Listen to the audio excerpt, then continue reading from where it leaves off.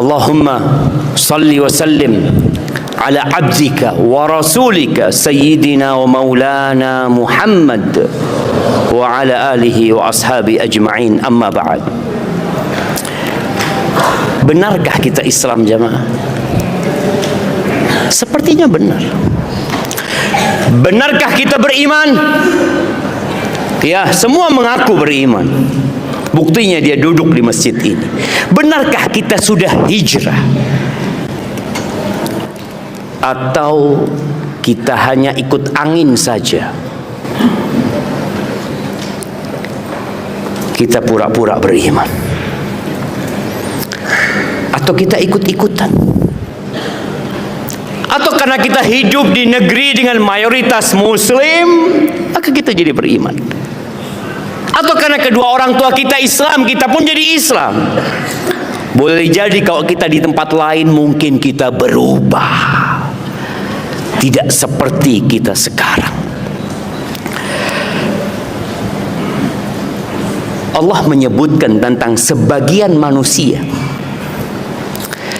yang hadir di Masjid Nabawi, salat bersama Nabi alaihi salatu wassalam, mendengarkan untayan nasihat dan mutiara hikmah dari lisan baginda Nabi kita Muhammad alaihi salatu wassalam, duduk bersama Nabi, duduk bersama para sahabat, ikut perang berjihad di jalan Allah azza wa jal. Tapi apa kata Allah di surat Al-Baqarah ayat 8, wa minan nas may yaqulu amanna billahi wa bil yaumil akhir. Ada sebagian manusia, kata Allah, yang lisannya mengatakan kami beriman kepada Allah dan hari akhir. Apa kata Allah? Wa ma hum bimu'minin. Enggak, mereka bukan orang-orang beriman. Yukhadi'un Allah walladzina amanu. Mereka hadir pengajian, mereka duduk di Baitullah, mereka berbicara dengan lisan umat Islam, ingin menipu Allah, menipu orang-orang beriman. Wa ma yakhda'una illa anfusahum wa ma yash'urun. Mereka sejatinya tidak menipu kecuali diri mereka sendiri, cuma mereka nggak sadar. Menurut mereka dunia ini segala-galanya. Dia tidak tahu bahwa embahnya sudah mati, bapak embahnya juga mati.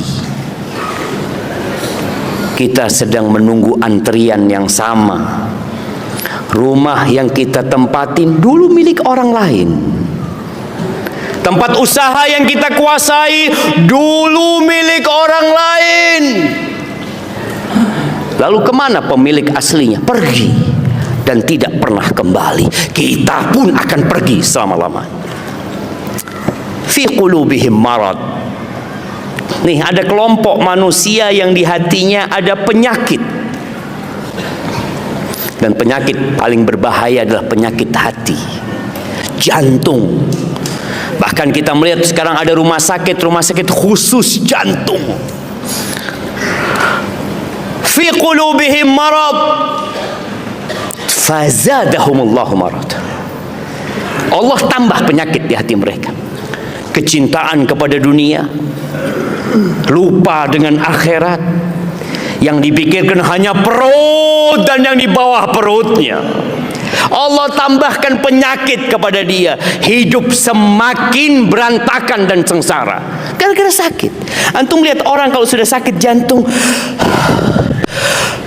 jalan pun tak nyaman, makan pun diatur, dan terus obat dia konsumsi. Yang jadi masalah nih, orang tambah hari tambah sakit. Walahum adzabun alim bima kanu yakdzibun. Dan bagi mereka azab yang pedih gara-gara mereka mendustakan. Mereka orang-orang munafikin. Kita perlu jujur, jemaah. Kita benar beriman apa enggak? Antum perlu duduk dengan diri antum sendiri di tengah malam yang gelap gulita. Tatkala istri dan anak-anak tidur, yang punya istri.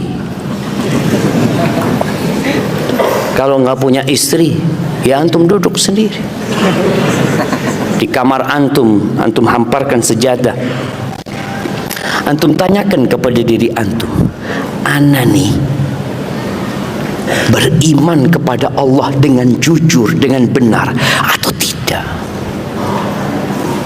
Atau ana beriman karena kondisi, ana beriman karena lingkungan? Ada coba yang dia menjalankan sunnah karena lingkungannya sunnah.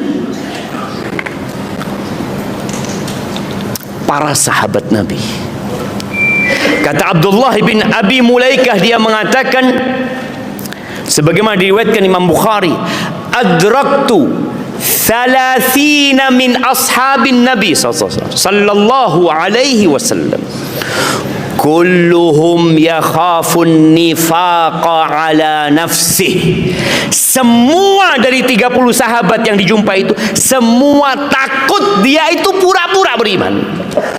Takut mereka itu dengan kemunafikan. Jadi orang itu ketika benar keimanannya, dia takut dengan sifat nifak. Umar bin Khattab, setelah Rasulullah sallallahu alaihi wasallam meninggal dunia, beliau mendatangi seorang sahabat yang menyimpan nama-nama orang munafik. Siapa nama sahabat itu? Tunggu dulu. Hudzaifah ibnul Yaman. Kasih hadiahnya jamaah. Hudzaifah ibnul Yaman.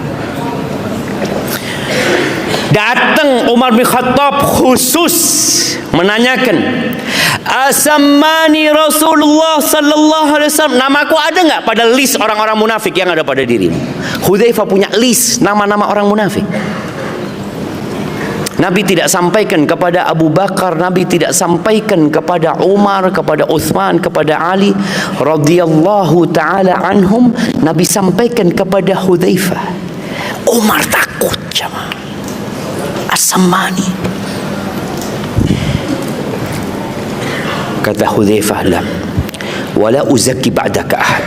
Sudah, enggak ada aku akan memberikan tazkiyah, kebebasan dari kemunafikan setelah engkau untuk orang lain, enggak ada. Akhirnya Umar, kalau ada orang yang ya kayaknya munafik, dia lihat Hudzaifah mensolati atau tidak. Kalau enggak mensolatin, Umar enggak ikut menyolatin. Itu di kalangan para sahabat jamaah. Mereka melihat wahyu itu turun kepada Nabi alaihi salatu wassalam. Mereka menyaksikan dengan kedua mata mereka manusia terindah yang pernah menginjakkan kakinya di muka bumi. Tapi pura-pura beriman jemaah. Antum pikir antum semua beriman? Ya harapan kita seperti itu. Tapi kita perlu takut dengan kemunafikan. Kata Hasan al-Basri, dia bersumpah dengan nama Allah yang tiada Tuhan yang berhak disembah kecuali Dia, ma madha mu'minun qat wala baqi illa wa huwa yakhafu minan nifaq. Tidak ada orang beriman yang sebenarnya, yang sudah lewat dan yang masih tersisa, melainkan dia takut dengan kemunafikan. Wa ma aminahu illa munafiq. Orang yang merasa aman, oh enggak, saya mukmin, munafik nih. Mana seperti itu ya? Ahibati fillah, Allah akan turunkan ujian untuk membuktikan kejujuran kita sama Allah. Di surat Al-Ankabut ayat 2 dan 3, Allah mengatakan, ahasiban nas an yutraku an yaqulu amanna wa hum la yuftanun. Apakah manusia mengira dengan mereka mengatakan, oh saya beriman, saya muslim, saya sudah hijrah, kemudian mereka tidak difitnah? akan Allah uji jemaah, untuk membuktikan kebenaran iman antum. Ada orang yang bohong. Ada laki-laki yang kalau di rumahnya puasa di bulan Ramadan, waktu sahur, Masya Allah, ya Allah, ya Allah, bismillah sahur. Sahur sama istrinya, sama anaknya, barakallahu fiik. Ke kantor sarapan, Nah, makan siang di kantor. Nanti sebelum maghrib pulang, ya Allah, bismillah, haus banget, ya Allah, ya Allah, kita mau berbuka. Nggak puasa nih. Ada orang-orang kayak gitu. Yang di rumah kelihatan baik, sebenarnya dia membohongi diri dia sendiri. Istrinya nggak tahu, anaknya nggak tahu, orang sekampung nggak tahu, tapi Allah tahu. Maka Allah akan berikan ujian, fitnah. Fitnah itu bisa berupa perintah-perintah Allah Azza wa Jalla, larangan-larangan Allah, musibah-musibah yang menimpa dia. Allah katakan, walaqad fatanna alladzina min qablihim. Kami telah memberikan fitnah, ujian, cobaan, bala kepada orang-orang sebelum mereka. Fala ya'lamannallahu alladzina sadaqu. Sehingga benar-benar nampak, kelihatan mana yang jujur dalam keislamannya, mana yang jujur dalam hijrahnya, mana yang jujur dalam keimanannya. Wala ya'lamannal kadzibin. Dan kelihatan mana yang bohong, mana yang dusta. Ahibati fillah, di surat Al-Hajj ayat 11 Allah ceritakan tentang kelompok munafik yang dikasih ujian, kelihatan kalau dia ternyata pura-pura beriman. Wa minan nas man ya'budullaha ala harf. Ada sebagian manusia yang beribadah kepada Allah di pinggiran jurang. Fa'in asabahu khairun itma'anna bih. Kalau dia hidupnya senang, rizkinya lancar, usahanya sukses, istrinya taat dan nurut, dia mengatakan, ini agama yang benar, ini benar-benar hijrah, ana baru tahu ini kebenaran. Wa in asabathu fitnah, kalau ternyata setelah dia hijrah, dia tambah miskin, tambah susah. Ya Allah, Ustaz, dulu ana sebelum hijrah senang hidup ana. Kok setelah hijrah tambah miskin ana, Ustaz? Kayaknya nggak benar ini. Inqalaba ala wajhihi. Dia tinggalkan keistiqomahan. Bahkan sebagian meninggalkan agamanya.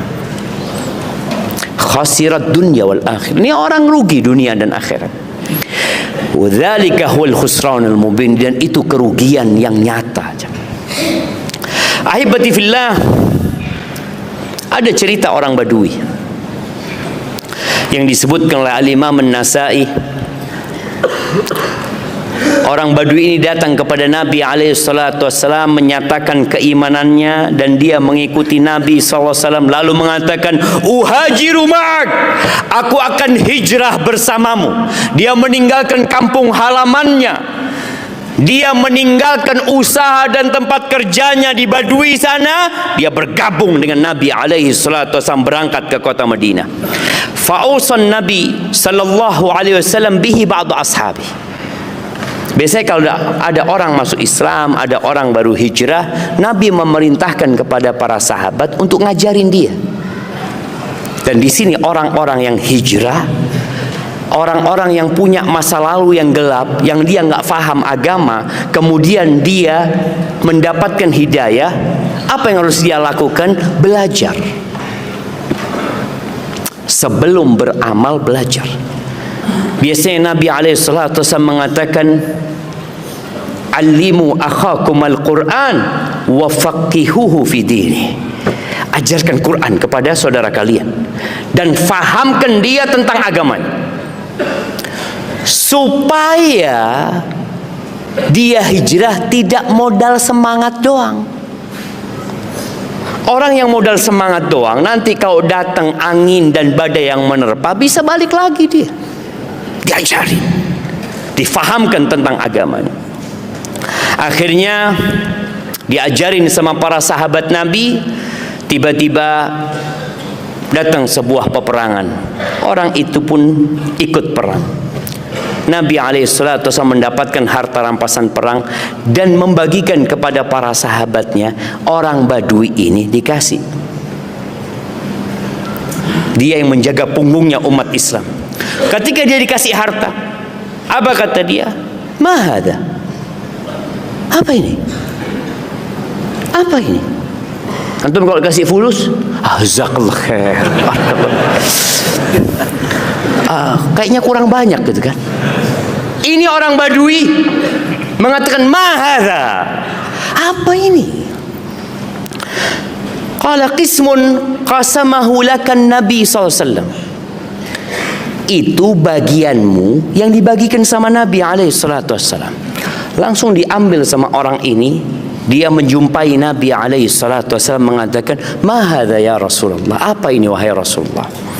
Qasamtuhu lak. Itu bagian yang aku bagikan buat engkau. Apa kata orang Badui ini? Ma ala hadha ittaba'tuka. Bukan untuk ini aku mengikuti jalan. Bukan untuk dapat harta, untuk dapat kesenangan dunia, bukan. Lakin ittaba'tuka ala an urma ila hahuna. Aku mengikutimu dengan harapan ada panah yang menembus leherku ini. Dia menunjukkan ke lehernya. Fa'amut fa'adkhul jannah. Kemudian aku mati, aku mau masuk surga, kata dia. Jamaah, Nabi SAW pernah menggambarkan kepada para sahabatnya tentang dunia yang kita tempatin sekarang. Permisalan kenikmatan dunia dengan akhirat ini seperti orang yang mencelupkan jarinya ke samudra. Antum lihat ya, antum coba berangkat ke laut. Yang biasanya orang tua berangkat ke laut untuk menikmatin laut, sekali-kali antum bawa anak dan keluarga ke laut, lalu antum celupkan jari antum. Katakan kepada kau, lihat nih nak, tetesan ini adalah dunia yang sekarang diperebutkan 8 miliar manusia. Tetesan itu, lautan itulah akhirat. Ini orang ketika dikasih harta, enggak, bukan ini. Aku tuh kepingin mati syahid. Aku ingin masuk surga. Apa kata Nabi SAW? In tasduqillah yasduq. Kalau engkau jujur sama Allah, Allah akan berikan apa yang kau inginkan. Sudah. Falabithu qalilan thumma nahadu fi qitalil adu. Ya, mereka istirahat beberapa waktu, tahu-tahu ada waktu memerangi musuh dan mereka berperang. Lalu orang Badui itu digotong, dibawa kepada Nabi SAW.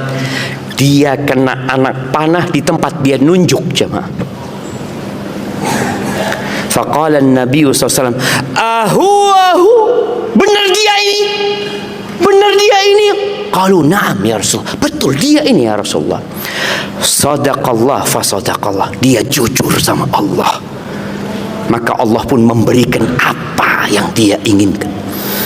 Thumma kafanahu Nabi SAW fi jubbatin Nabi SAW. Dikafani orang ini dengan jubahnya Nabi SAW.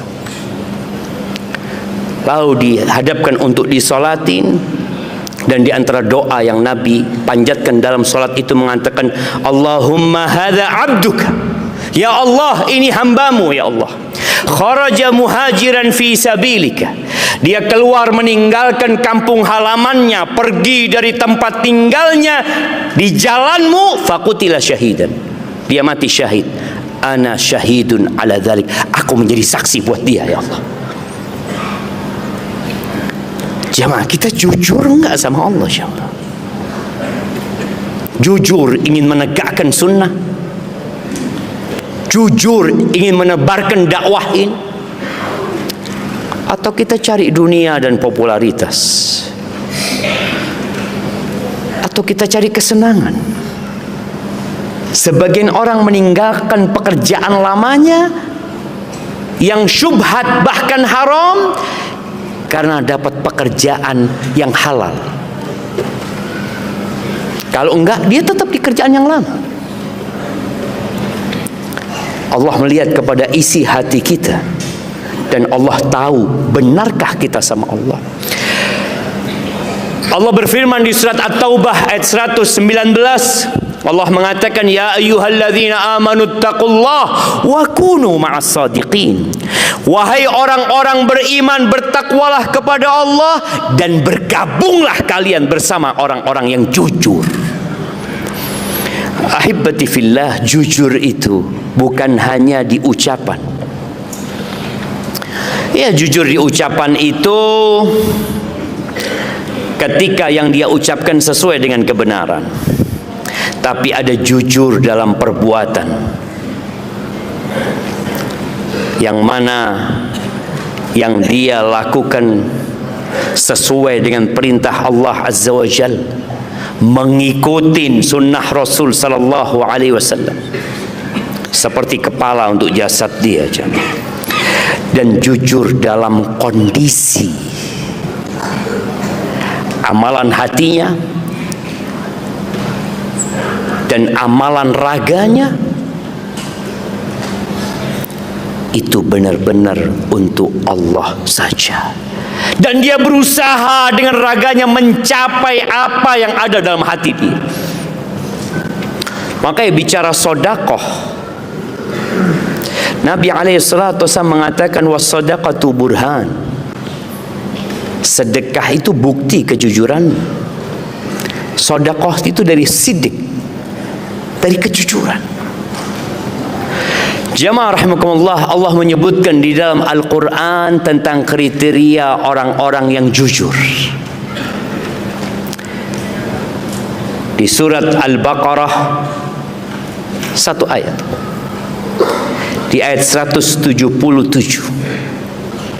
Allah mengatakan, laisal birra an tuwallu wujuhakum qibalal masyriqi wal maghrib. Yang namanya kebaikan itu bukan sekedar menghadapkan ke kiblat timur atau barat, enggak. Karena dulu kiblatnya umat Islam menuju ke Masjidil Aqsa, atau dirubah. Allah jelaskan, kebaikan itu bukan mengarah ke satu arah.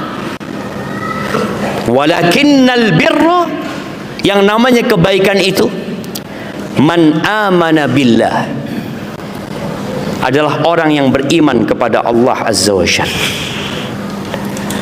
Allah itu ada, Allah itu esa. Dalam penciptaannya semuanya milik Allah Azza wa Jalla. Allah yang berkuasa di muka bumi ini. Dalam peribadatan kita kepada Allah, hanya kepada Allah. Dalam asma dan sifatnya, Allah itu esa, tidak ada yang menyerupai Allah Jalla Jalaluhu. Beriman kepada Allah. Wal yaumil akhir, beriman dengan hari akhir. Jamaah, beriman dengan hari akhir ini merupakan motivasi yang kuat yang membuat kita taat. Antum kenapa hadir di majelis ini? Dapat apa antum? Ada nasi bungkus dibagi nanti panitia? Nggak ada? Ada fulus? Gimana panitia? Nah, antum kalau dikasih fulus, antum akan balikin. Bukan karena ini anak hadir di majelis. Kayak orang Badui tadi kan, ya enggak, anak bukan karena ini. Tapi kalau dikasih, ya alhamdulillah.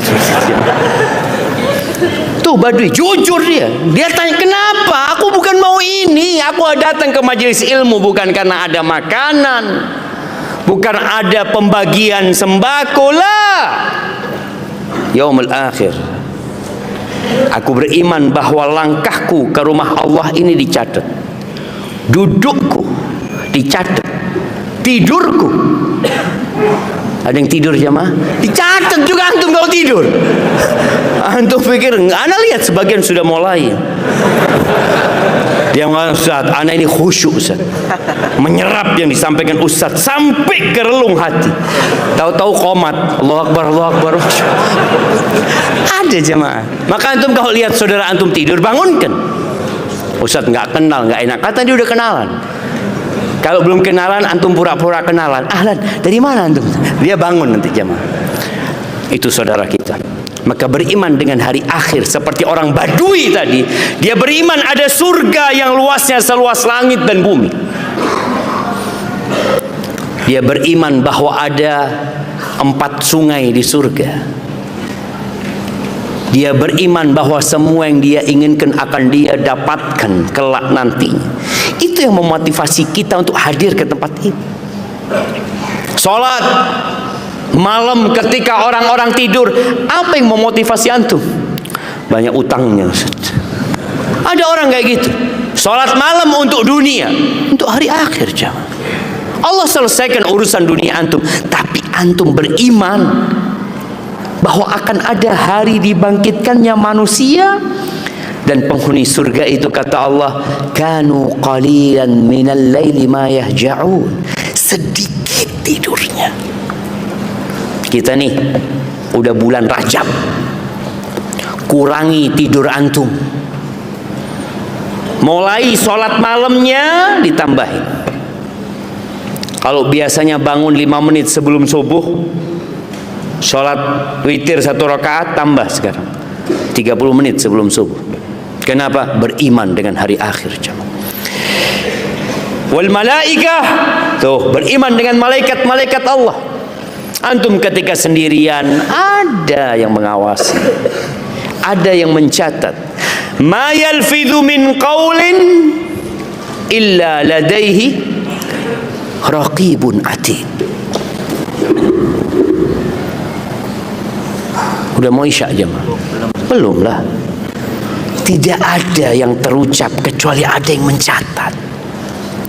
Sehingga ketika antum ngomong, ketika antum nulis komentar, antum tahu akan ada yang mengawasi. Beriman dengan malaikat. Wal kitab, beriman dengan kitab-kitab yang Allah turunkan.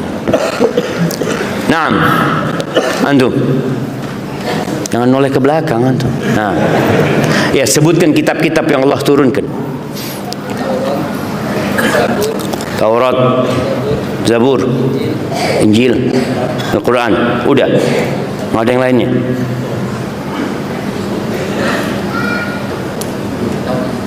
Nggak ada yang lain. Setiap Jumat kita mendengar imam mengatakan Suhufi Ibrahim wa Musa. Ada suhuf yang Allah turunkan kepada Nabi Ibrahim, kasih hadiahnya. Baik, beriman kepada kitab-kitab yang Allah turunkan, beriman kepada malaikat-malaikat Allah. Sebutkan antum. Nah, 7 malaikat.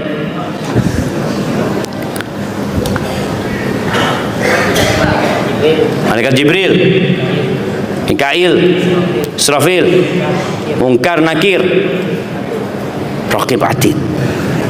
Raqib Atid sifat Raqibun Atid, yang mengawasin dan yang menyimpan. Apalagi Malik Ridwan. Malik itu penjaga neraka, Ridwan itu penjaga surga. Tapi nggak ada hadis yang sahih yang menyebutkan bahwa penjaga neraka itu Ridwan. Penjaga surga itu Ridwan. Ya khazinul jannah. Maka kita beriman. Yang disebutkan namanya kita imani. Yang tidak disebutkan namanya, ya kita beriman secara umum. Kemudian nabi-nabi, selesai nih. Beriman kepada Allah, yaumul akhir, malaikat, kitab dan nabi. Lalu wa atal mala ala hubbihi. Dia suka berbagi dengan harta yang dia cintai. Siapa yang tidak cinta sama harta? Angkat tangan. Kalau ada orang nggak suka sama harta, bawa ke rumah sakit. Betul, sakit dia. Sakit. Makanya Allah katakan wala tu'tus sufaha amwalakum. Jangan orang-orang bodoh jangan kasih harta. Dia nggak tahu ini fulus apa ini. Mungkin dia buang-buang ke jalan. Kalau antum berikan uang kepada kambing atau ayam di rumah antum atau kucing, fadol. Antum nih anak kasih 100.000 ya. Antum cari makanan. Kira-kira kucing itu apa akan terima? Mungkin dilihat antum. Ini orang waras enggak. Ahibati fillah. Orang yang jujur itu suka berbagi dengan hartanya. Kepada siapa dia bagikan? Dzawil qurba. Kepada kerabat-kerabatnya. Nah, kenapa pakai kipas? Belum waktunya kita. Kayaknya dijalankan kipasnya supaya anak nggak masuk angin, jangan. Nah, diputerin. Hana waktu sholat. Nah, 10 menit lagi. Hana dapat 5 menit di sini. Mana yang benar? 10 daqaik. Masya Allah. Gimana tuh? Ya ada khilaf, nanti nggak apa-apa lah, diundur dikit nggak apa-apa juga. Nah, baik, kita lihat ya, Allah akan sebut di akhir ini, di akhir ayat ini Allah mengatakan ulaikal ladzina shadaqu, mereka orang-orang yang jujur, orang yang suka berbagi harta. Allah sebutkan jangan engkau berbagi sama yang jauh-jauh dulu. Allah sebutkan di sini siapa? Dzawil qurba, kerabatmu.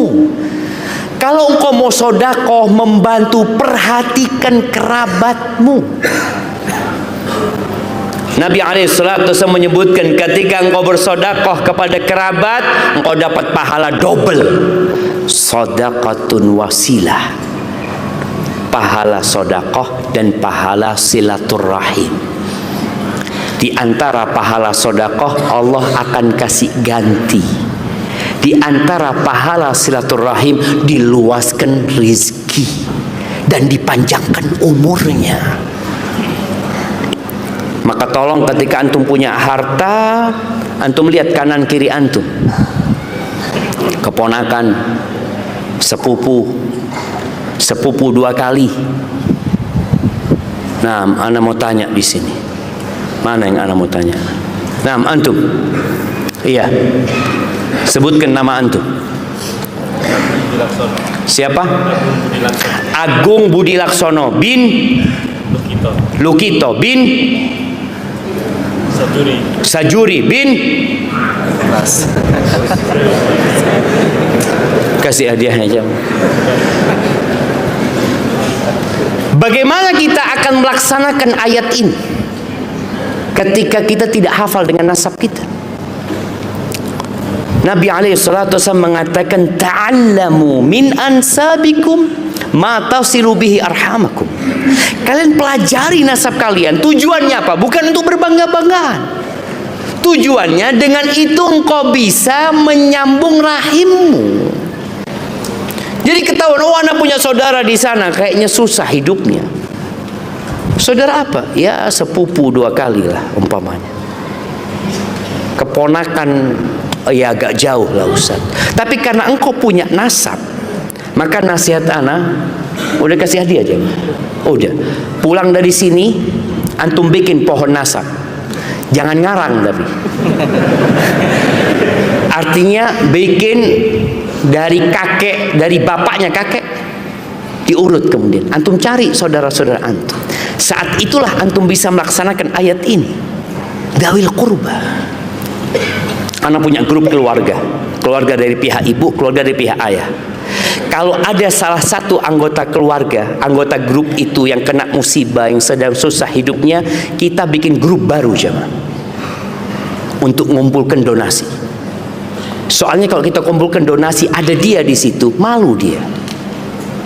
Kita bikin grup baru, setelah selesai donasi grup ini dibubarkan, balik lagi kita ke grup sana untuk menjaga hati saudara kita. Kadang-kala kita ini sibuk, kita nggak tahu kalau saudara kita sedang kena musibah. Tapi dengan kita punya grup, kita akan tahu, oh fulan seperti ini, fulan lahiran, fulan anaknya meninggal dunia, fulan anaknya alhamdulillah juara 1. Di sini kita bisa memberikan yang namanya ya silaturahim kepada mereka, kerabat jemaah. Sebelum antum bangun masjid, sebelum menyumbang janda-janda, antum cari kerabat antum. Dan subhanallah ya, ketika anda memperhatikan ya kondisi masyarakat, biasanya di setiap keluarga itu ada yang sukses. Adalah 1 yang sukses, 2 yang sukses. Maka di sini Allah bebankan kepada mereka untuk membantu kerabatnya. Wal yatama, dia berbagi kepada anak-anak yatim. Wal masakin, orang-orang miskin. Wabnas sabil, orang-orang yang terputus, yang tidak bisa melanjutkan perjalanan ke kampung, ke negerinya. Wasailin, dan orang-orang yang minta-minta. Kita berbagi kepada orang-orang yang minta, yang memang kita tahu dia itu membutuhkan. Karena ada orang-orang yang minta-minta profesi. Kerjanya apa? Minta-minta saya. Kan ada ayatnya, wasailin. Ya bukan. Minta-minta itu ada kondisi yang haram. Bagaimana orang yang minta-minta padahal dia tidak membutuhkan, itu yang jadi profesi? Maka dia akan datang pada hari kiamat, walaysa fi wajhi muz'atul lahm. Di wajahnya nggak ada daging. Di dunia aja mulai orang minta-minta pakai topeng di pinggir jalan. Dia malu kalau ketahuan. Nanti pada hari kiamat dia akan nunduk terus karena tinggal tengkorak doang wajahnya. Kita berbagi kepada orang minta yang memang dia membutuhkan. Wa fir riqab, dan berbagi dalam rangka membebaskan budak. Selesai itu yang berkaitan dengan harta. Lalu Allah katakan wa aqamas salah. Orang ini mendirikan salat. Wa ataz zakah. Tadi bukan urusan zakat, bukan. Urusan berbagi yang lebih dari zakat. Kalau zakat mah cuma 2,5%. Lalu Allah sebutkan dia melaksanakan kewajiban dia dalam harta. Baik, kita dengarkan azan dulu sepertinya. Kemudian kita lanjutkan.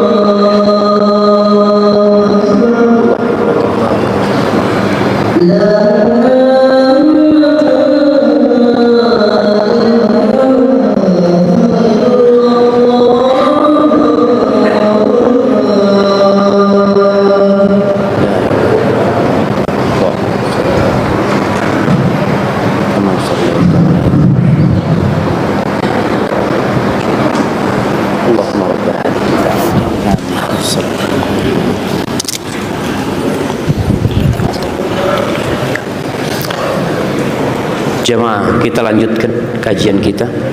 Salatnya nanti diakhirkan insyaallah, supaya kita tetap dapat pahala salat.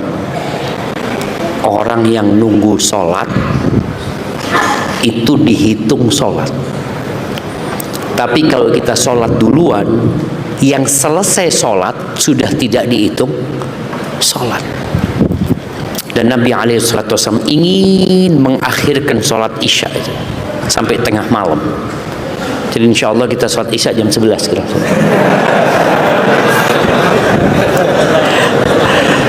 Kalau bukan takut menyusahkan umatnya, Nabi SAW sudah mengakhirkan isya. Artinya lebih afdol sebenarnya. Karena ada orang yang mengatakan, Ustaz, sholat tepat waktu itu afdol, Ustaz. Iya, kita sholat jam 11 pun tepat waktu. Kalau sholat sekarang itu di awal waktu, tapi tepat waktunya masih tetap waktunya sholat seperti itu, belum keluar waktunya. Iya. Allahumma salli wa sallim ala nabiyina Muhammad.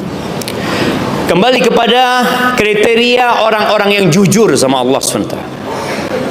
Mereka mendirikan sholat dan mereka mengeluarkan zakat. Ini Allah tekankan. Karena di masyarakat ada standar-standar orang baik yang tidak sesuai dengan syariat. Fulan Masya Allah Ustaz, kalau sodakoh ya, ini jalan dia yang ngaspal Ustaz, paving dari dia, Masya Allah, masjid dia yang bangun. Sayang fulan gak sholat. Gak sholat orang baik. Enggak. Allah sebutkan wa aqamas sholat, mendirikan sholat.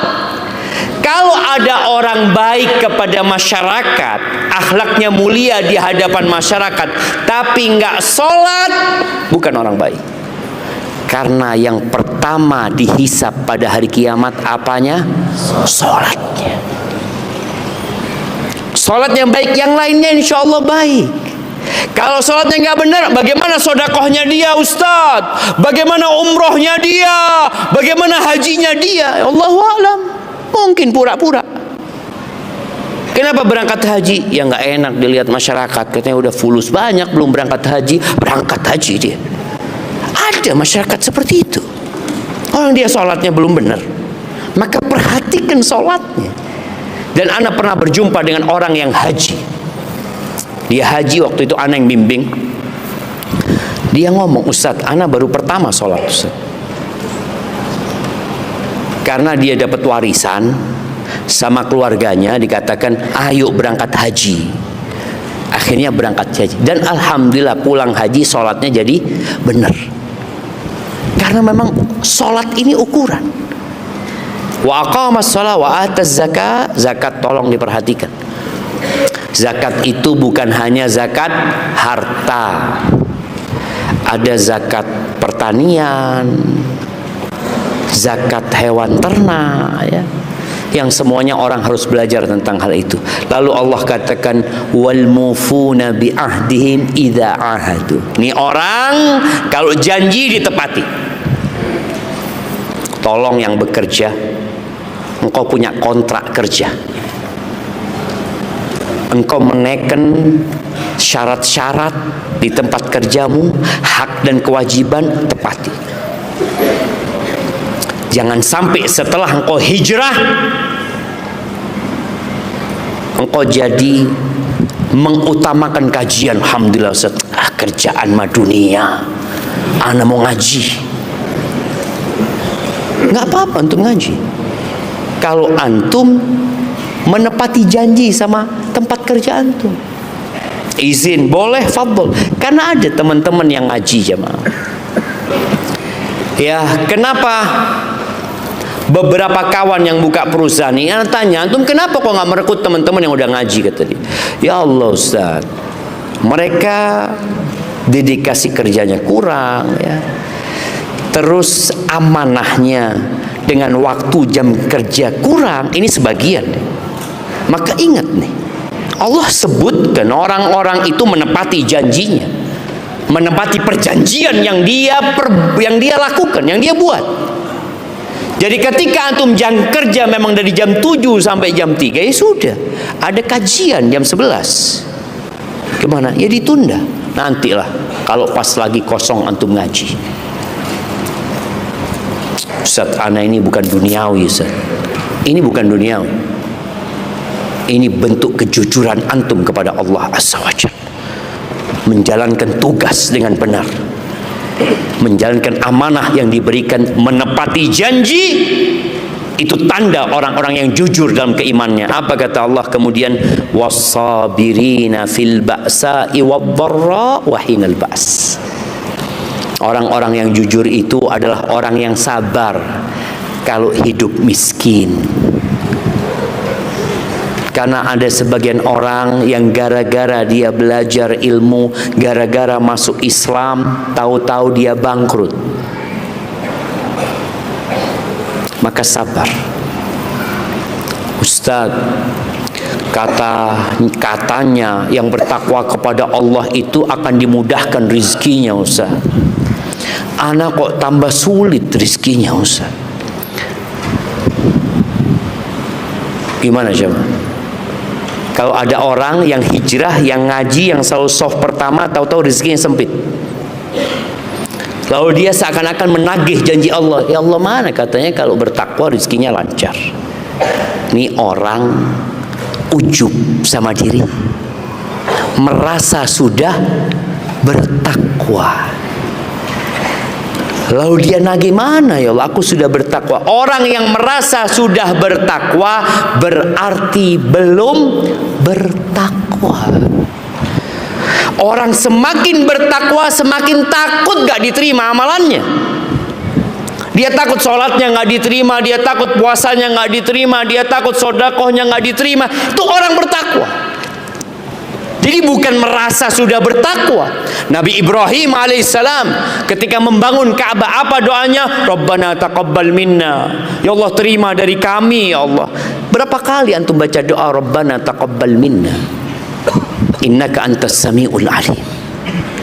Kadang-kala nggak pernah. Karena merasa sudah diterima. Belum tentu sholat tadi diterima. Belum tentu umroh kita diterima, haji kita diterima, sodakoh kita diterima. Minta Rabbana taqabbal minna. Maka di sini orang yang jujur sama Allah itu sabar kalau hidup miskin. Wad-dharra, sabar kalau kena penyakit. Ahibati fillah, penyakit ini semakin banyak ragamnya. Covid kemarin kita lihat bagaimana banyak yang tumbang. Apakah selesai Covid? Enggak, rumah sakit masih penuh semuanya. Rumah sakit khusus kanker, rumah sakit khusus paru-paru, rumah sakit apa lagi? Khusus jantung. Ada tuh. Dan kita semua nunggu penyakit, yang sehat nunggu penyakit. Maka kalau antum harus sakit, sabar. Kenapa? Karena yang memberikan penyakit itu siapa? Allah Azza wa Jalla. Bismillah.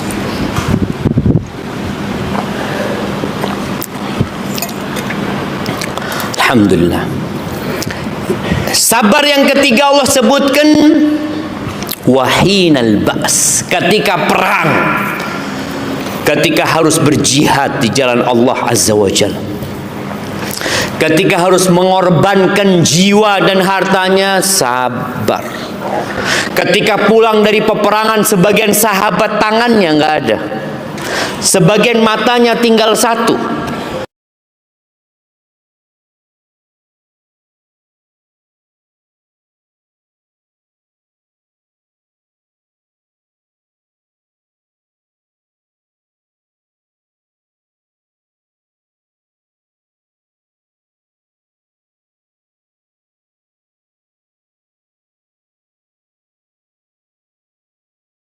Dan balik lagi dia, enggak, luka Khalid bin Walid.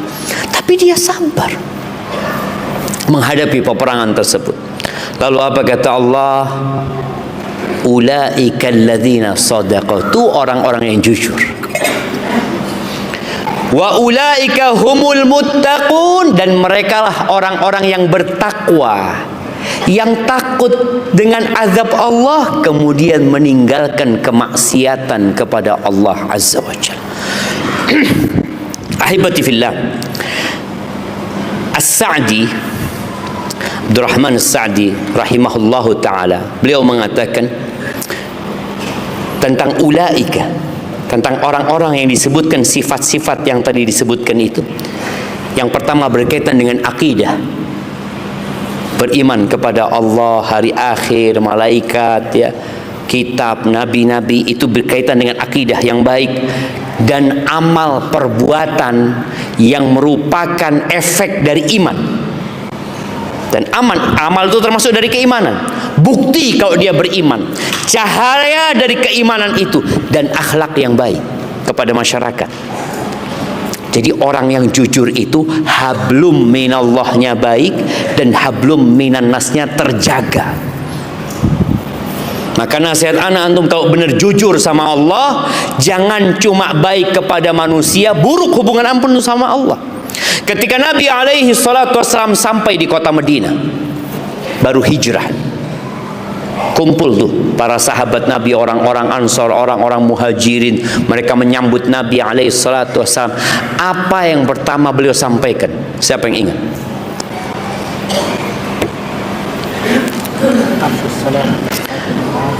Masya Allah, kasih adanya buat Ustaz ini. Ya, kalau Ustaznya tahu jemaah. Ayuhan nas, beliau panggil tuh umat manusia. Afsyus salam, tebarkan salam. Pertama nasihat, karena salam ini akan menumbuhkan cinta. Jadi kalau antum jujur di masyarakat, antum tebarkan salam. Assalamualaikum, assalamualaikum. Yang biasa permisi ditambah permisinya. Assalamualaikum, permisi. Oh, di sini apa? Numpang lewat. Apa? Tabi pun. Ganti assalamualaikum. Apa biasanya kalau jawaban tabi pun? Iya pun. Assalamualaikum, iya pun. Iya, antum akan mendapatkan itu biasanya. Di awal-awal antum mengganti atau menambahkan, orang akan, loh ini salam ternyata. Lama-kelamaan dia tahu, oh salam orang ini. Waalaikumsalam. Nanti lama-lama seperti itu. Kenapa? Karena salam ini akan menumbuhkan cinta. Afsus salam. Yang kedua, wa'at'imut ta'am. Berbagilah makanan. Tadi perintah untuk berbagi dengan kerabat, dengan orang-orang miskin. Mulai sekarang antum kalau masak, kalau pulang safar, belilah hadiah, oleh-oleh, bagikan kepada tetangga-tetangganya. Biasanya orang kalau dikasih, ada acara apa ya? Karena kita tidak berbagi kecuali kalau ada acara. Dirubah sekarang. Enggak, alhamdulillah lagi dapat rezeki gitu loh. Apa kata, masya Allah, mudah-mudahan banyak ya rezekinya. Antum dapat lagi, berbagi lagi. Kira-kira bagaimana masyarakat memandang antum? Antum lihat nih orang penampilannya sangar tapi baik. Bagi antum yang jenggot-jenggotan nih, aduh, ini teroris dari mana ini? Biasanya tanda-tanda teroris itu apa? Rumahnya ngontrak. Hati-hati antum kalau rumahnya ngontrak. Ada tuh tanda pertama. Yang kedua, tertutup. Iya.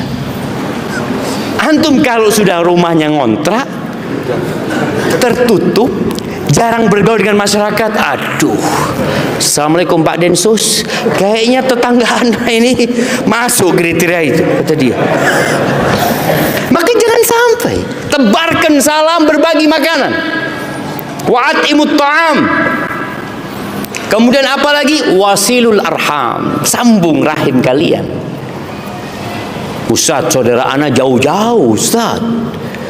Ana di sini merantau. Ya, berbuat baik itu tidak harus berkunjung. Antum bisa kalau punya rezeki, belikan sesuatu, kirimkan kepada mereka. Bisa apa enggak? Bisa, cuma online. COD.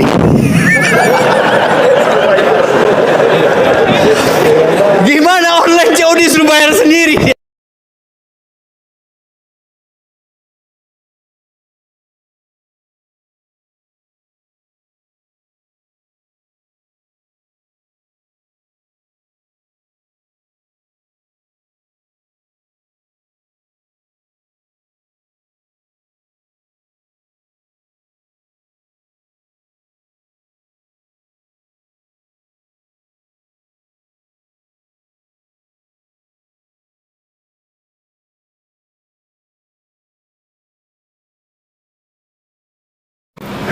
Tunjukkan bahwa antum berbuat itu bukan pura-pura. Di malam hari ketika tidak ada satupun yang melihat antum, antum bangun.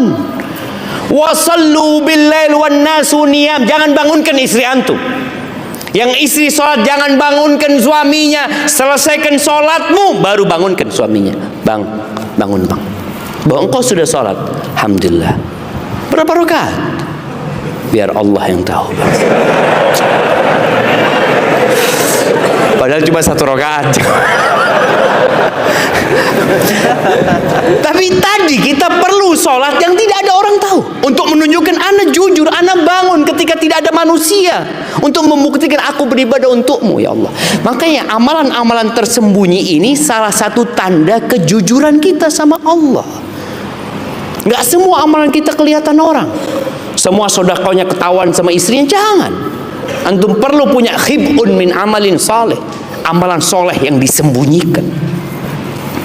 Bagaimana sebagian salafus soleh 20 tahun puasa sunnah jamaah, nggak tahu istrinya, nggak tahu orang-orang di pasar, dia kerjain di pasar. Setiap berangkat ke pasar, istrinya ngasih bekal. Di tengah jalan bekalnya itu disodakohkan sama dia. Sampai pasar, orang pasar berpikir, oh sudah makan di rumah. Padahal dia pulang, ia makan malam itulah berbukanya dia. Nggak semuanya antum harus tunjukkan kepada istri. Apalagi yang merantau nih, yang di kos-kosan, nggak ada yang tahu dia puasa. Ya sudah. Ini menunjukkan antum benar-benar jujur sama Allah Azza, dan tinggalkan kemaksiatan. Ulaika humul muttaqun. Mereka orang-orang yang takut dengan azab Allah. Apa kata Nabi SAW? Ittaqil maharim takun a'badan nas. Tinggalkan yang haram-haram, engkau akan jadi orang yang paling benar ibadahnya sama Allah Subhanahu wa taala. Ahibati fillah, bagaimana cara meraih kejujuran itu jemaah? Minta sama Allah. Masya Allah.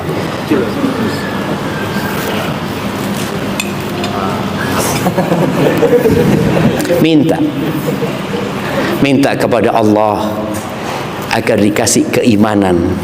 Allahumma inni as'alukal huda wat tuqa wal afafa wal ghina. Ya Allah, aku minta sama engkau ya Allah. Minta apa? Minta petunjuk ya Allah. Minta ketakwaan. Minta kecukupan. Minta penjagaan diri. Mau jatuh lagi dia. Minta sama Allah, katakan Allahumma habib ilainal iman wa zayyinhu fi qulubina. Ya Allah, cintakan kepada kami iman. Cinta, bukan pura-pura, jangan. Bukan ikut-ikutan, tapi cinta. Karena cinta itu puncak dari kejujuran. Dan kita tahu, karena cinta lautan diseberangi, gunung didaki. Gimana kalau cinta antum sama Allah? Allahumma habib ilainal iman wa zayyinhu fi qulub. Hiasi di hati kami ya Allah. Jadi orang senang berbuat baik karena Allah Azza wa Jalla. Wa karrih ilainal kufra wal fusuqa wal isyan waj'alna minar rasyidin. dan bencikan kepada kami kekufuran, bencikan kepada kami kefasikan, dosa-dosa besar, dan bencikan kepada kami dosa-dosa kecil. Karena ada sebagian orang semakin pinter ngajinya, semakin faham mana dosa besar, mana dosa kecil. Ini kecil mah, insyaallah istighfar cukup. Belum masuk dosa besar ini katanya Ustaz. Dia ilmunya ternyata membuat dia jadi cinta sama kemaksiatan. Jangan. Kita minta supaya kita benci mau dosa kecil, naudzubillah.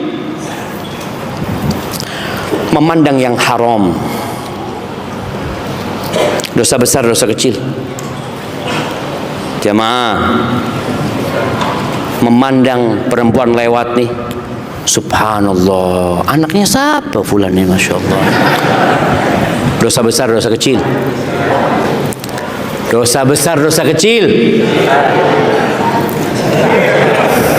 Dosa kecil lah jemaah. Istighfar cukup Ustaz. Tadi orang sampai seperti itu. Tapi bagaimana kita dibuat benci? Enggak. Ini dosa, bukan masalah kecil besarnya. Ana berbuat dosa sama Allah, dan dosa itu walaupun kecil akan membuat karat di hati ana. Wala saghirata ma'al israr, dan enggak ada dosa kecil kalau terus dilakukan. Jadi seperti batu yang bertumpuk kemudian jadi besar. Di sini kita doa minta sama Allah. Maka ketika antum tergoda untuk berbuat maksiat, pejamkan mata antum, katakan a'udzubillahi minasyaitonir rajim. Karena setan membisikkan kepada antum. Antum ingat dosa besar itu ada berapa? Ini enggak termasuk. Iya, nasihat dari setan. Jazakallahu khair. Kadangkala kita menjadikan setan itu penasehat kita, konsultan. Ini dia setan dosa besar, enggak, dosa kecil, aman. Antum sholat isya selesai sudah. Innal hasanat yudhibna sayiat. Benar ya? Iya. Kita kadang-kala seperti itu. Sehingga kejujuran kita mulai berkurang, pelan-pelan kita tinggalkan agama Allah. Maka minta kepada Allah. Dan kau bicara kejujuran jemaah. Rasulullah sallallahu alaihi wasallam dalam hadis riwayat Muslim mengatakan, "Man sa'alallaha syahadata bisidqin." Barang siapa yang memohon kepada Allah mati syahid dengan jujur, bukan pura-pura, dengan jujur dia minta kepada Allah. Apa kata Nabi sallallahu alaihi wasallam? Ballaghahu Allah manazila syuhada wa in mata ala firashi. Maka Allah akan sampaikan dia kepada kedudukan orang-orang yang mati syahid walaupun matinya di atas ranjang. Kenapa antum nggak minta? Tapi harus jujur. Tidak semua sahabat mati di medan perang. Sebagaimana kita tahu Abu Bakar tidak mati di medan perang, tapi dia orang yang selalu berjuang bersama Nabi sallallahu alaihi wasallam, dan dia termasuk minas siddiqin. Dia akan dapat tuh derajat orang-orang yang mati syahid. Maka berdoalah, memohon kepada Allah azza wajalla, kemudian amalkan. Kita mau Ramadan nih, engkau jujur cinta sama Ramadan. Allahumma barik lana fi Rajab wa Sya'ban wa ballighna Ramadan. Allahumma ballighna Ramadan. Allahumma ballighna Ramadan. Antum benar doa minta sampai Ramadan. Boleh jadi lisan antum iya, tapi perbuatan antum enggak. Mana buktinya engkau kepingin Ramadan? Engkau puasa sunnah? Enggak. Engkau baca Quran? Enggak. Terus apa persiapan? Kalau engkau benar ingin Ramadan jujur, Allah menyebutkan tentang orang-orang munafik ya, yang ngomong doang, besar omongannya. Kata Allah, walau aradul khuruj la'addu lahul uddah. Kalau mereka benar ingin ikut perang, mereka akan persiapan. Dan di sini kalau antum benar ingin Ramadan, antum akan persiapan. Allah berfirman, fa idza azamal amru falau sadaqullah lakana khairan lahum.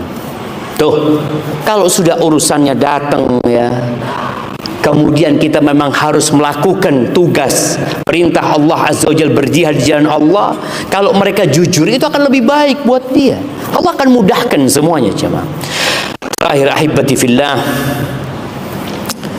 Al-Imam Ibnul Qayyim menyebutkan, fa asdaqun nas, orang yang paling jujur, man sahha ikhlasuhu wa tawakkuluh, adalah orang yang paling benar keikhlasannya dan tawakalnya kepada Allah Azza wa Jalla. Baru antum akan jadi orang yang paling jujur. Itu mungkin dapat Anda sampaikan. Kita masuk ke sesi tanya jawab. Masya Allah.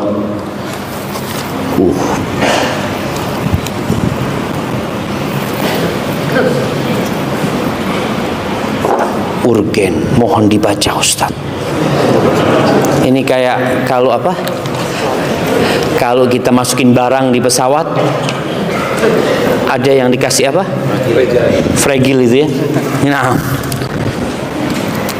Bismillah.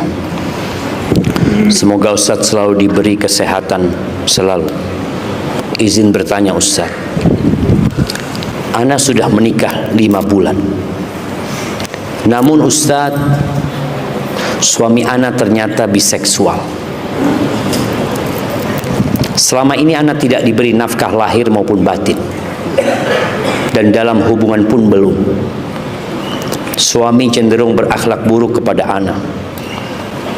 Ustaz, apa yang harus ana lakukan? Sedang suami semakin hari perilakunya tidak berubah, masih sering chatting dan bertemu dengan laki-laki. Suami juga HIV. Dosakah ana bila ingin berpisah? Namun suami tidak merespon dan semakin menyiksa, bahkan hak istri tidak diberikan kepada anak. Syukron Ustaz, mohon bantuannya Ustaz. Ustaz, apa hal ini sebuah aib jika ana menceritakan kepada keluarga suami, karena suami melarang dan marah kepada ana dan ana takut tidak mendapatkan ridho suami. Ini suami engkau bungkus, engkau kirimkan ke orang tuanya. COD. Iya jamaah. Jadi tujuan menikah itu apa? Mengabdi kepada Allah Azza wa Jalla.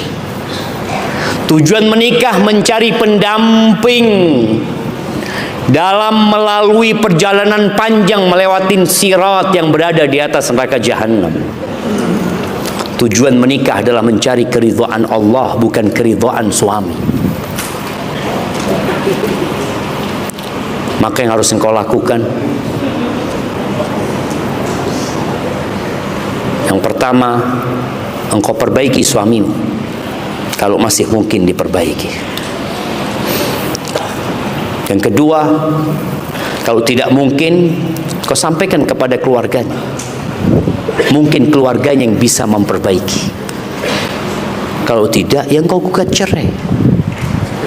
Orang yang gugat cerai karena Allah, Allah akan kasih ganti yang lebih baik. Iya, man taraka syai'an lillah awadahu Allah khairan min. Barang siapa yang meninggalkan sesuatu karena Allah, Allah akan kasih ganti yang lebih baik. Kalau dikatakan apakah ini aib? Aib. Ini aib. Tapi aib yang perlu diperbaiki. Kalau engkau ceritakan kepada orang yang dapat memperbaiki. Siapa? Keluarganya. Boleh jadi keluarganya nggak tahu cuma. Allah, ada seorang laki-laki yang Masya Allah, keluarganya taunya laki-laki itu orang baik, selalu sholat duha di rumahnya, puasa Senin Kemis, ternyata narkoba. Keluarganya nggak tahu.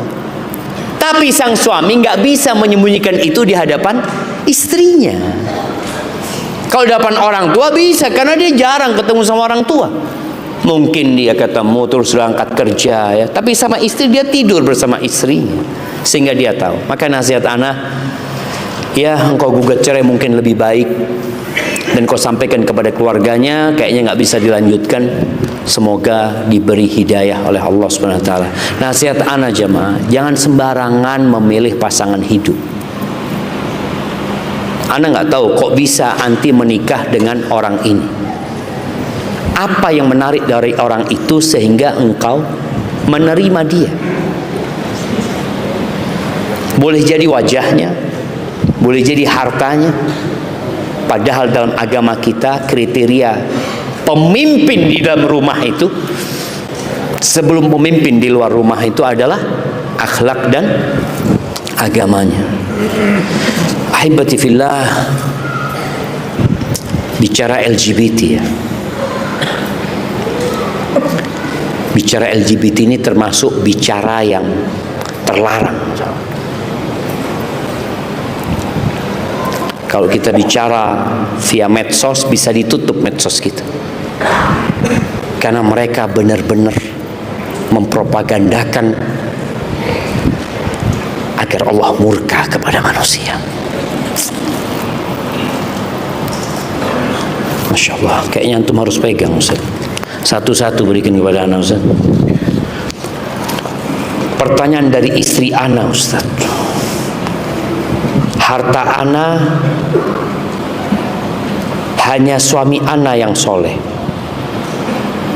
Harta ana hanya suami ana yang soleh. Sehingga harta yang paling ana cintai adalah suami ana. Tapi ana tidak sanggup berbagi. Apakah ana munafik? Jangan dibagi suaminya. Mati suaminya kalau dibagi jemaah. Suami itu punya, ini suaminya pura-pura istri ana bertanya jemaah ya. Ini ada aja. Iya. Suami itu punya hak nikah 4. Maka kalau antum memang membutuhkan, gak usah banyak ngomong lah. Orang kalau butuh itu ya akan jalan, karena dia butuh. Tapi kalau antum gak butuh, jangan niru sohibnya. Oh fulan udah nikah, kenapa anak belum? Anak punya fulus. Urusannya bukan punya fulus. Antum ngurusin 1 ruwet, mau ngurusin 2. Ada orang yang istrinya 2 tidur di masjid. Nah antum kira, oh masya Allah, tapi nggak apa-apa Ustaz, anak supaya sering tidur di masjid. Mau, tapi intinya tadi, para wanita yang istrinya tidak ngambil haknya yang 3, yang suaminya tidak ngambil haknya yang 3, punya haknya suami, maka hendaklah engkau benar-benar menghargai dan memuliakan suamimu, karena suamimu adalah surgamu atau nerakamu. Dan kalau terjadi suaminya nikah lagi tanpa izin, maka engkau pura-pura nggak tahu. Ya sudahlah, berarti dia nggak ingin melukai hatimu. Dia ingin jaga keutuhan rumah tangganya. Padahal istri mengatakan, oh munafik, ini munafik, nggak jujur dia sama. Enggak, dia ingin menjaga hati istrinya. Kadang-kadang seperti itu ya. Cuma dia membutuhkan hal itu, tapi dia nggak ingin nyakiti hati istri. Istri itu kalau suaminya kerja keluar kota 3 hari nggak pulang, cemburu dia? Enggak, bang, kapan pulang? Sepekan lagi. Bismillah bang, yang penting pulang bawa fulus bang. Siap. Tapi kalau tahu kawin lagi, nggak ada cuma. Maka kita perlu jujur sama Allah Azza wa Jalla bahwa hidup ini ujian dari Allah SWT. Antum mungkin diuji dengan istri yang pencemburu. Ada istri-istri yang cemburu sekali, dia cinta sama antum. Apa yang harus antum lakukan menghadapi istri yang pencemburu? Bacakan ayat-ayat Allah, ikutkan daurah keluarga biar dia mengizinkan suaminya nikah lagi. Antum gak perlu izin. Betul apa salah? Oh seneng antum jamaah. Iya. Baik, tadi Anda mau ngomong apa jemaah? Astagfirullahaladzim, astagfirullahaladzim. Anda mau ngomong apa?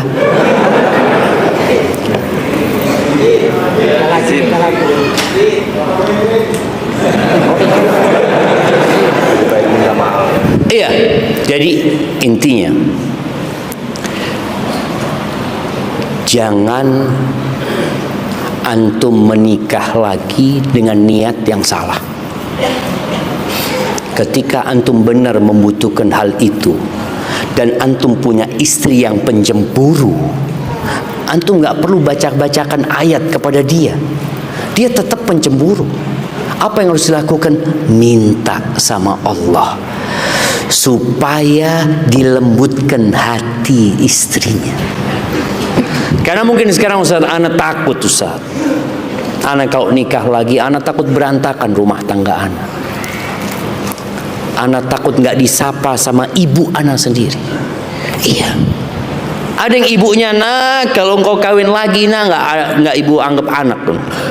Ada mungkin. Ini sekarang kondisi yang ada. Maka antum benar-benar harus menghadap kepada Sang Pencipta yang memiliki hati para wanita itu, supaya Allah lembutkan hatinya.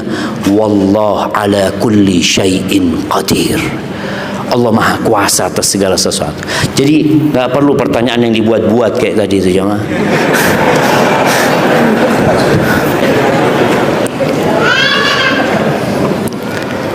Bagaimana cara agar bisa istiqamah dalam mendakwahkan ilmu di tengah-tengah keluarga yang masih awam?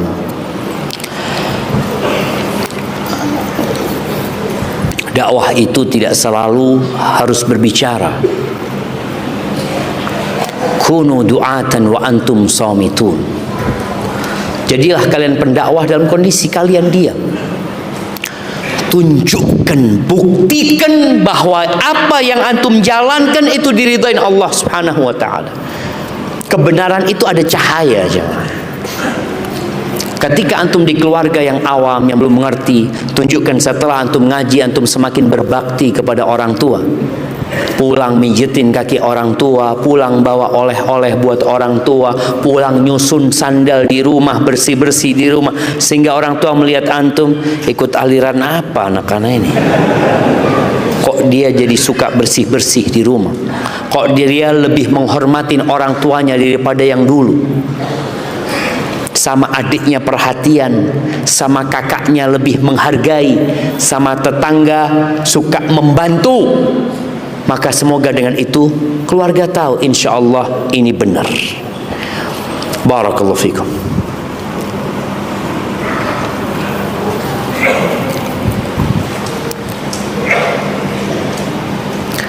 Bagaimana menghadapi iman yang cepat naik turun di usia 20 tahun? Yang cepat naik turun. Naiknya cepat, turunnya cepat juga, jam. Ya tadi udah ana sampaikan doa-doa yang diajarkan oleh Nabi alaihi salatu wassalamnya. Rasulullah sallallahu alaihi wasallam mengatakan, innal imana la yakhlaqu fi jawfi ahadikum kama yakhlaqu thawb. Iman itu bisa lusuh, jemaah, di dalam hati kalian sebagaimana pakaian itu bisa lusuh. Terus apa solusinya? Doa. Fasalullaha an yujaddida imanakum. Minta sama Allah supaya diperbaharui keimanannya. Maka baca doa-doa. Antum kalau melihat doa-doa ini panjatkan Rasul sallallahu alaihi wasallam, subhanallah, banyak kali yang berkaitan dengan keimanan. Allahumma qsim lana min khasyatik. Ya Allah, bagikan buat kami rasa takut kepadamu ya Allah. Bagikan buat aku ya Allah, yang dengan itu aku terhindar dari kemaksiatan. Wa min ta'atik ma tuballighuna bihi jannatak. Dan bagikan buat kami ketaatan kepadamu yang dengannya kita bisa sampai ke surgamu ya Allah. Minta doa. Kemudian baca Quran tiap hari. Usahakan baca Quran sama artinya. Kemudian setelah itu berkawan dengan orang-orang soleh. Karena orang soleh itu akan mengingatkan kita kalau kita lupa, dan akan menyemangati kita kalau kita ingat. Ada orang yang tahu perbuatan dosa, dosa itu, oh iya, tahu anak ini dosa, tapi gimana, anak kan masih muda. Ada yang seperti itu ya. Tapi tadi orang-orang saleh akan menyemangatin kita untuk meninggalkan kemaksiatan, melaksanakan ketaatan kepada Allah, kawan-kawan yang saleh, dan mengingatkan kita dengan aib-aib dan kekurangan kita. Insya Allah Allah akan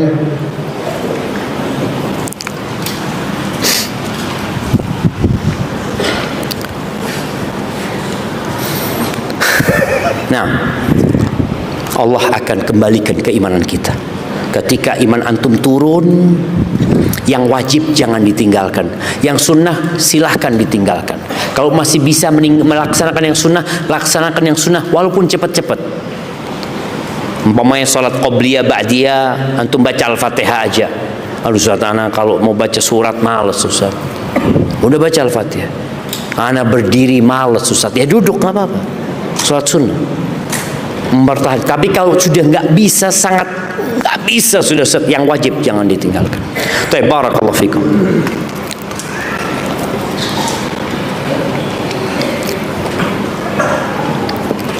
Bagaimana cara meluluhkan hati kedua orang tua, terutama ibu, untuk meminta restu pernikahan yang tidak disukai oleh orang tua karena masa lalu yang buruk, tetapi orang tersebut, calon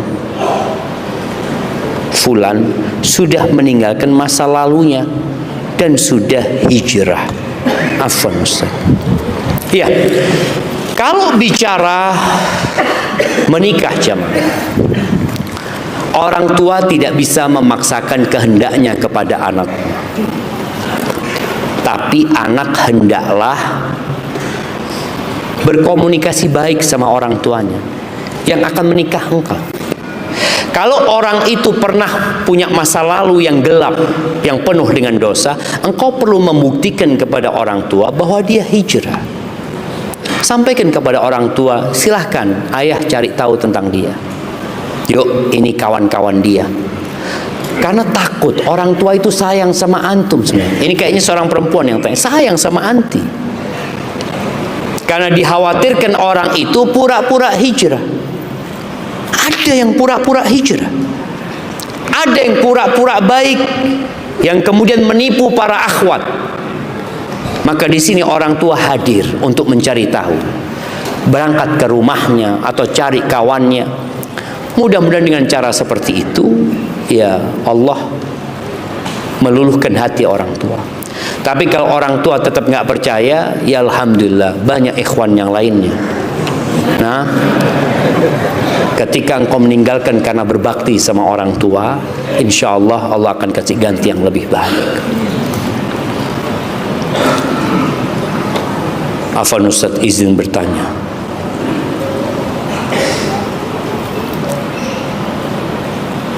Dukun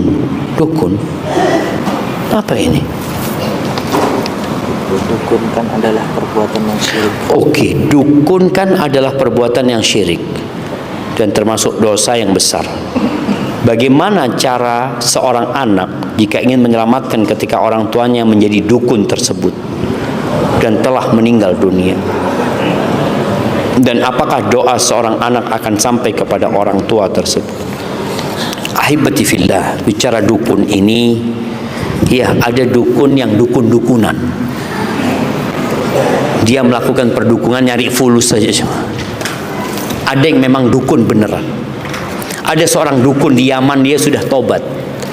Dia ngomong, yang datang ke ana itu, kata dia, jenderal-jenderal, bintang 1, bintang 2, bagaimana dia supaya jadi bintang 3. Kata dia, kalau ana bisa menjadikan dia bintang 3, ana sendiri jadi jenderal, kata dia. Iya jamaah, artinya dia dukun-dukunan sebenarnya. Artinya dia tidak melakukan kesyirikan, tapi dia melakukan penipuan kepada. Ada dukun-dukun yang melakukan penipuan. Ya nggak tahu apakah orang tahu tua antum sudah sampai ke tingkatan kesyirikan. Kalau mati di atas kesyirikan, ya antum nggak bisa doakan dia. Berhenti sholat, ya, meninggalkan sholat.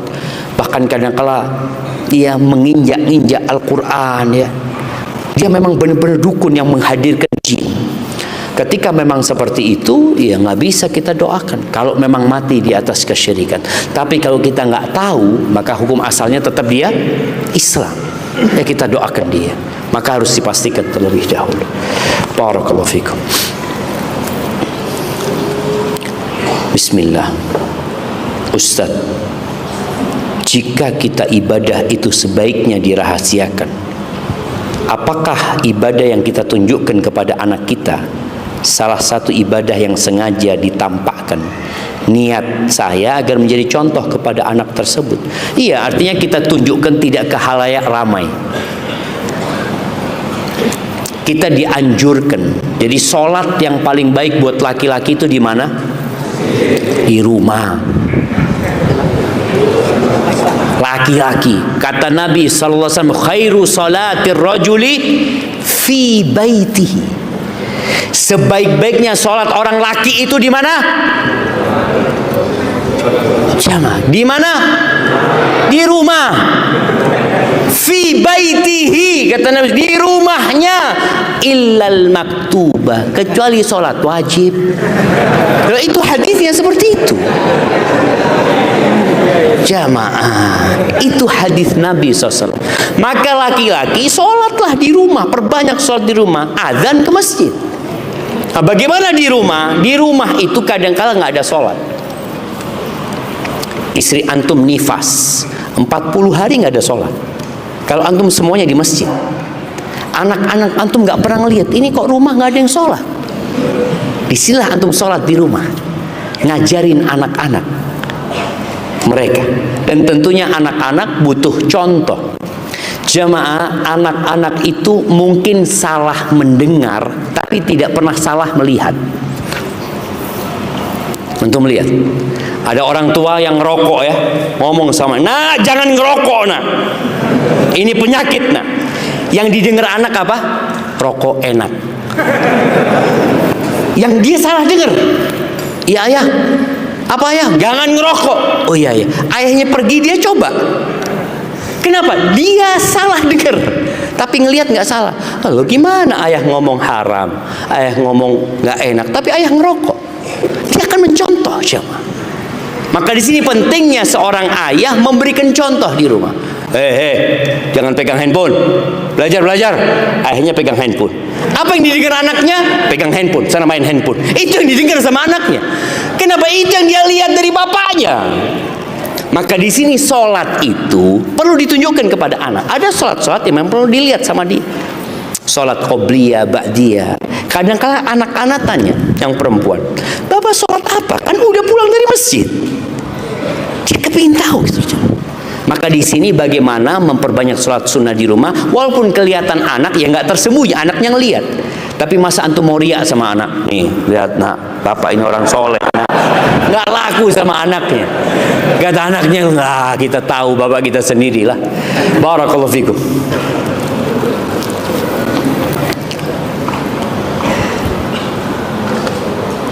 Bagaimana cara agar istiqomah dalam hijrah tanpa pendidikan pondok pesantren sebelumnya? Sedangkan tidak memiliki teman dalam hijrah. Ini masalahnya. Antum datang kajian nggak punya teman. Padahal di sini ada ratusan. Ini berapa yang hadir? 500? 1000? Antum di antara 1000 orang tapi sendirian, nggak punya teman hijrah. Cari teman di sini. Ada seorang yang hijrah, jamaah, suami istri ini masya Allah hijrah. Dia ketemu anak, lalu dia cerita, dulu saat waktu pertama anak hijrah, anak ikut kajian ustadz di sebuah masjid sama istri anak. Anak masuk ke masjid, istri anak di bagian perempuan. Nggak ada yang menyapa anak. Anak WA istri, engkau ada yang nyapa dirimu di sana? Sama, nggak ada. Tuh jamaah. Kita ini kadang-kadang ngelihat ada orang baru, seharusnya duduk assalamualaikum, oh bid'ah salaman. Kata siapa salaman bid'ah?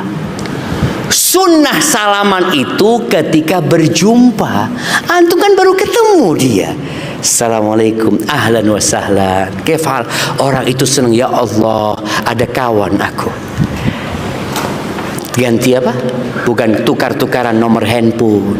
Maka di sini nasihat anak, nggak harus antum punya pendidikan pesantren.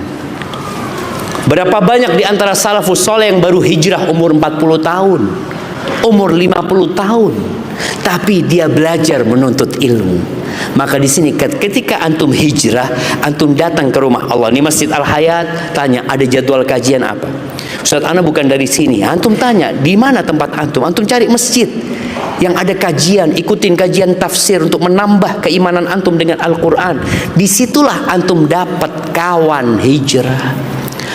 Kalau antum hadir kajian setiap pekan 2 kali, antum tiap pekan dapat 1 kawan atau 2 kawan, sebulan tambah kawan antum. Maka nasihat ana, kalau antum datang kajian, jangan gerombol. Yang dari Lampung Timur sendiri, bikin kelompok di sini. Enggak, nyebar ke saya, pisah, antum cari saudara baru. Itu dilakukan. Emak-emak juga seperti itu. Terus berdoa jamaah, ya muqallibal qulub, tsabbit qalbi ala dinik. Minta kepada Allah supaya ditetapkan di atas agama Allah ini. Jangan berhenti, karena nggak ada jaminan antum mati di atas Islam. Maka kita memohon kepada Allah agar dimatikan di atas Islam. Alhamdulillah jemaah, ini soal terakhir kata jemaah. Karena ana harus langsung menuju ke pelabuhan. Iya, kita pulang jalan darat ini jemaah. Doakan mudah-mudahan selamat. Ustadz, ana punya tetangga mu'allaf. Mu'allaf karena demi menikahi istrinya, tapi dia tidak sholat, tidak puasa Ramadan. Apakah salah jika beliau meninggal dan tidak ikut mensolatkan? Kita tahu sholat jenazah ini termasuk fardu kifayah. Kalau sudah ada yang menyolati, sudah selesai. Tapi berkaitan dengan mu'allaf jemaah, nasihat ana ya, buat para wanita yang menikah dengan laki-laki non muslim yang kemudian masuk Islam, sebelum menikah suruh belajar dulu dia tentang Islam.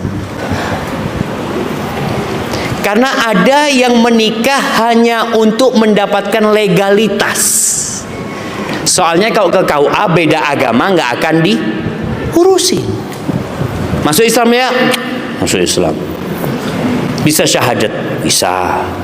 Nanti nggak ada dia punya keyakinan sama sekali tentang Islam itu. Maka akhirnya termasuk tadi dari ayat yang kita baca di awal tadi, yang lisannya mengatakan beriman, tapi dia nggak beriman sebenarnya.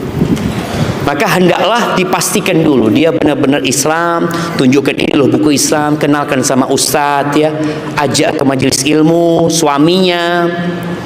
Semoga dengan itu dia dapat tiket ke surga dengan memasukkan suaminya ke dalam agama Allah Azza wa Jalla dan menjadikan dia orang yang benar-benar beriman, bukan hanya untuk legalitas pernikahan. Ahibati fillah, itu yang dapat Anda sampaikan.